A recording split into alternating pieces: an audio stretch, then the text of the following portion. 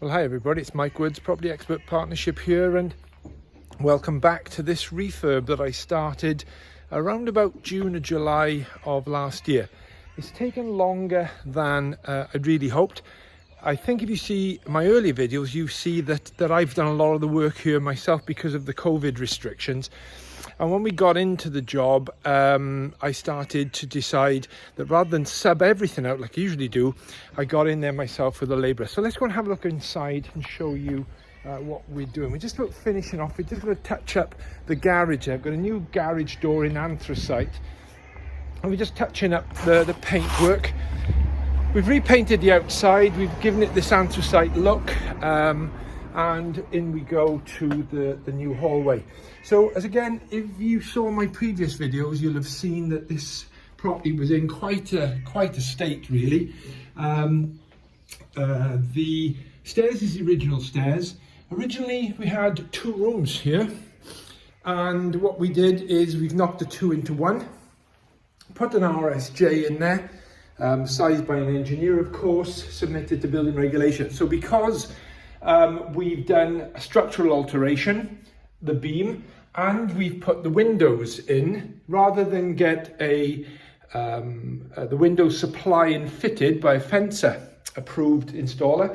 What I've done is I've got the windows, bought them in, I've got a subcontractor to fit them for me, and because of that then I have to cover them under building regulations. So beam and windows covered under regs.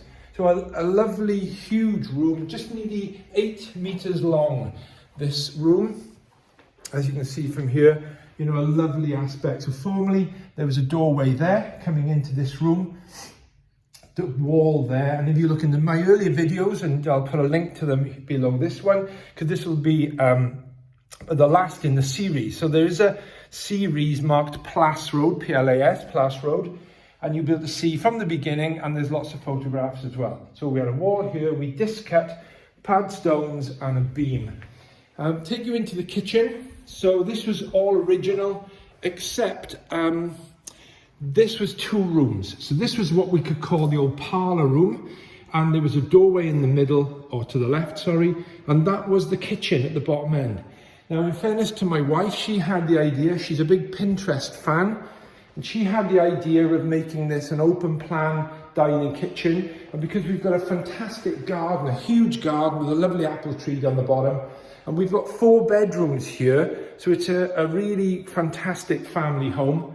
So the idea was we have a galley kitchen, so we've got an integrated washing machine, dishwasher, sink there of course, oven, hob, an extractor fan, plenty of storage. So we've got a wall storage there above the space unit with pan drawers, and then base unit again, double units above, and then a short run here. And as I say, we just then go into the dining space. So all in all, this room is sort of 7.5 meters by 3.5 meters. So again, a lovely space. And as I say, this originally was the kitchen here, and this was just a parlour room. Again, I'll try and put some pictures in here because you won't believe the state of this place when we came in here. So if I take you upstairs, we've just gone for a little bit of a two-tone, just plain white and grey these days, because we just think it gives the people a good base to work on. So if I take you upstairs, original stairs, no need to change the stairs. We had timber balustrading here, the old sort of, you know, timber stuff. So what I decided to do is make it a little bit modern, is we put this glass in here. It cost me about £300 for the glass panels, but I think it just makes that little bit of a difference. One of the other major differences, so before I go too far, let me just give you the layout. So we have basically a small box room here, which is larger than a small box room. A decent sized bedroom there, which is 3.5 by 3.5 meters. This room here is 3.5 by 4 meters. The main difference here, I might take you further down here, maybe that'll help you understand the layout. So we're now going into the area above the kitchen dining. There's a corridor here, as you can see. And this space on the left, all of this space on the left here, was a bedroom. So the space above that parlour room was just a very long and relatively narrow bedroom.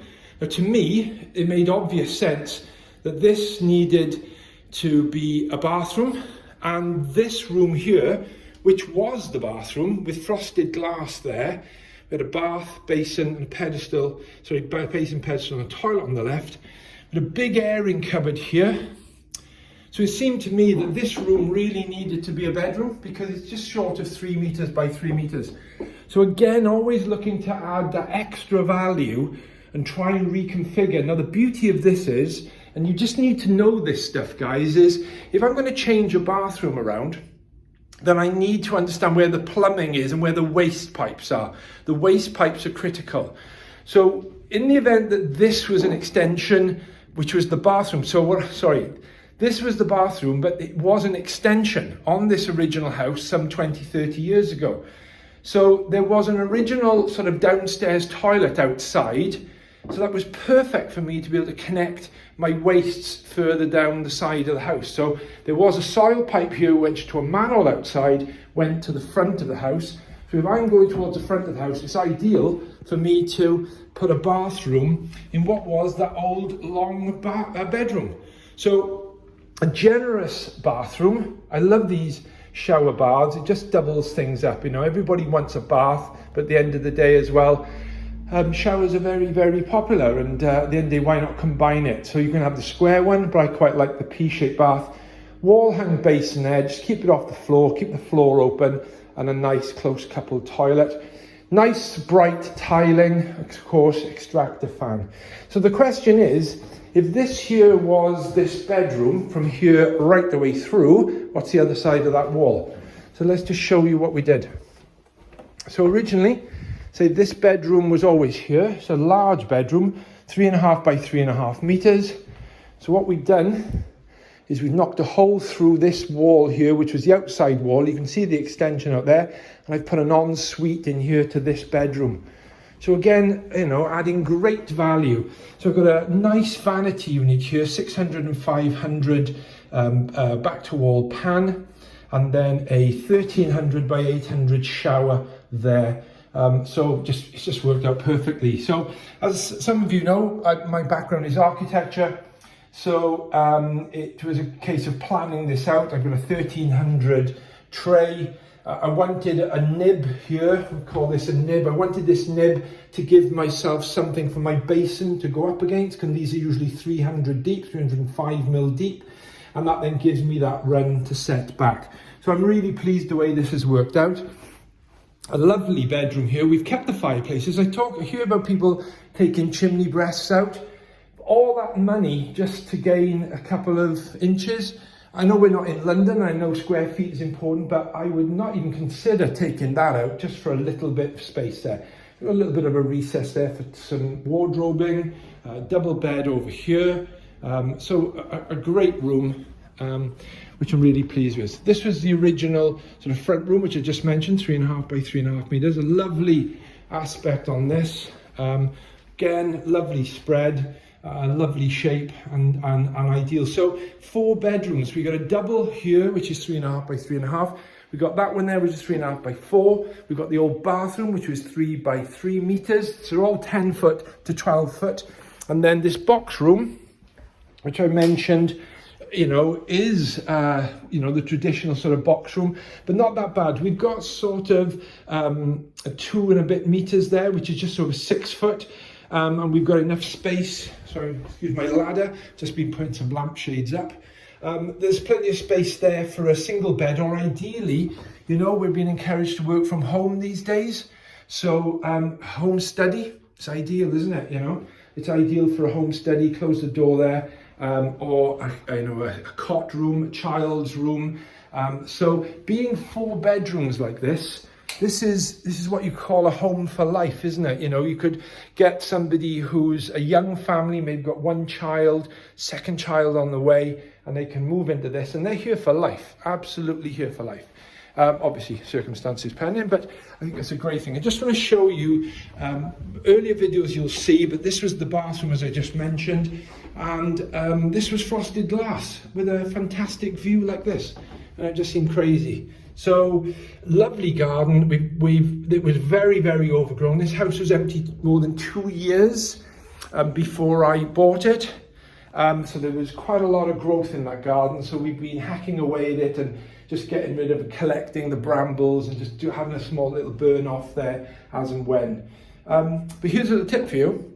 The property was empty 2 years, only 5% VAT. If you just check that up on the VAT, on the HMRC website on VAT, if you can prove the property's been empty 2 years, and what I did is I got the seller, it was an inheritance property, I got them to write a letter or ask their solicitor to write my solicitor a letter confirming the date that the property was last occupied, which was more than 2 years ago. I've got that in my file. So when I speak to my contractors and they bill me, I say, I only need you to bill me 5% because that's all the VAT is on this property. So I hope you find that helpful, guys. Questions, as always, I'll put this on my Facebook page. And indeed, I'll put this on my YouTube channel. And on the YouTube channel, it'll be a series. And by all means, hit that subscribe button and the bell notification, because I've always got information coming. Now, those of you who don't know me, so in 1995, I resigned from my job in an architect's practice, and I started my own practice. And then in the early 2000s, I started an NHBC development company. And then we hit the financial crash of 2006 and 7, and the whole world seemed to change quite drastically. And then it was a case of focusing on what I'd got. By then, I'd created a property portfolio of 20 to 30 properties. And that was then providing me with income, because after the crunch, a lot of things stopped. And since then, I've just built and developed and built a substantial property portfolio. But one of the things I love doing is buying properties like this, old properties, refurbishing them and selling them for two reasons. One is we breathe life back into old properties like this and give them another chance, because this property is about 80 years old. It was quite a wreck. We brought it like a brand new house. And here's the thing. If you had a new house, a new 4-bedroom house, you would not have the rooms and the sizes of this type of property. So all in all, we've got a great product here, which I'm really pleased with. So this is something that I thoroughly enjoy doing. I've been doing this many, many years now. I've got a lot of experience. And if you want to understand how to do this, by all means, send me some messages, get in touch, and I'll be happy to share with you. So all the very best, Mike Woods.